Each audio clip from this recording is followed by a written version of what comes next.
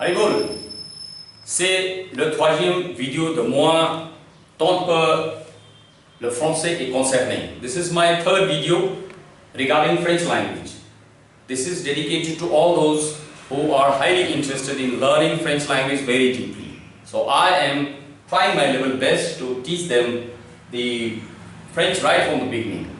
Well, in my previous videos, I have taught you people les alphabets en français, the alphabets in French, and in the second video, I started teaching you some basic rules, quelques règles très importantes en français, some basic important rules in French language, and in continuation of that, now I am coming to the next rule, and that is S.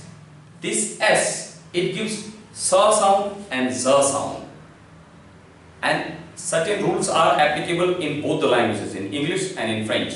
So this rule is applicable in English also. For example, S-O-N. So here S gives sa sound, so you read it as sun. But here B-I-S-E-A-S-E. Here S does not give sa sound, it gives za sound. So what is the reason? The reason is when S comes in between vowels, then it gives za sound. Otherwise, normally it gives sa sound. Here it gives sun, sa, and here za. So normally it gives sa sound, but za it gives in between vowels. So same is the rule in French also. So to give you example based on this rule, you will have to wait. Before we go ahead with some other important rules, and then there only I will give you example based on this rule also. Now the next rule is really very important. Without this, you can really not read French word properly. So what is that? If a word ends in a consonant and the next word begins with a vowel or muted, then both the words are usually, mind it, not always, usually, most of the time. In language, we cannot say any rule is hard and fast. Sometimes we come across certain exceptions. We have to be with that. So usually pronounce together. If a word ends in a consonant and the next word begins with a vowel or mutex, then both the words are usually pronounced together. To understand this point better, this rule better, we take the help of some examples. Par exemple en français, alors on a dit, for example, L-E-S. So by now you have learned that the last consonant is mute. So you will write it but you will not pronounce it. So you will read as lay, which means the, article the. And O-I-S-E-A, oiseau. Now why and how do we pronounce so? Well, we will discuss all these things later on. In the next chapter, we will do the rules of pronunciation. There I will teach you how is it pronounced as oiseau. But let us focus on the point which is under discussion, and that is oiseau means birds. Now my question to you is to write the birds in French. And you will say, sir, this is very easy for us to write in French. For the, it is lay, and for birds, it is oiseau. Then I asked you, come on, pronounce it. And you said, sir, this is very easy job. The last consonant is mute, so you will read as lay, and this is oiseau.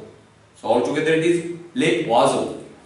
But you have written correct, but if you pronounce it like lay oiseau, then your pronunciation is wrong. And why? For that you will understand the rule.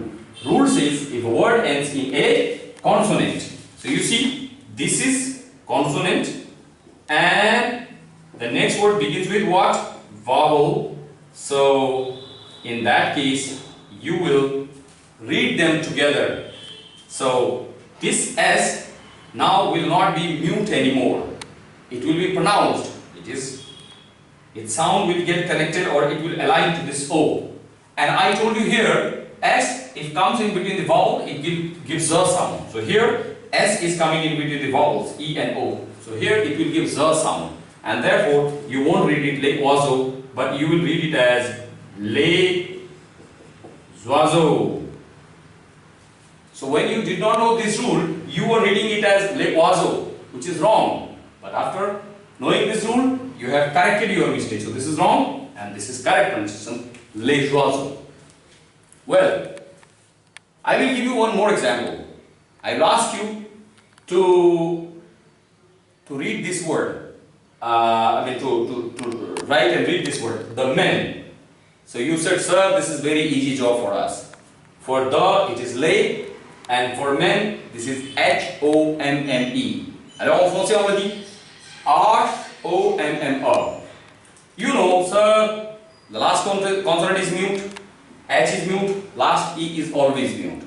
So this is le homme. But actually, I did not say the man, I said the men. It is plural. And to make it plural in French, you will add S. But here I want to tell you one thing very important. What is that?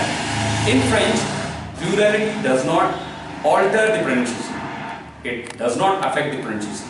So, even if you write it in plural form, pronunciation will remain same. So means S you will write, but you will not pronounce it. The pronunciation will remain homme.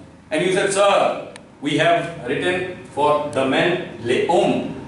So your writing part is correct, but your pronunciation part is wrong. Why? Because you see, rule says if a word ends in a consonant, and the next word begins with a vowel or muted. Here, it doesn't begin with a vowel. It begins with a muted. Even in that case, you will pronounce both the words together. So this S will not be mute anymore, and it is coming now in between E and O. H has got literally no consideration. So it is coming in between vowel, therefore it will give Z sound. And therefore, you read it as le, L-E, and Z and O. Zone. So, les hommes. So when you did not know the rule, you were reading it les hommes. That was only your pronunciation. But after getting to know the rule, you will read that les hommes. That is the correct pronunciation. So, well, normally in the beginning, people they do not remember this rule. So teacher helps them out, to remember this rule. What is and how he helps them out? By doing like this, by drawing a line in between the two words. So whenever I draw a line like this, I am helping you out remember that rule I told you. So keep this thing in your mind. It will be like this: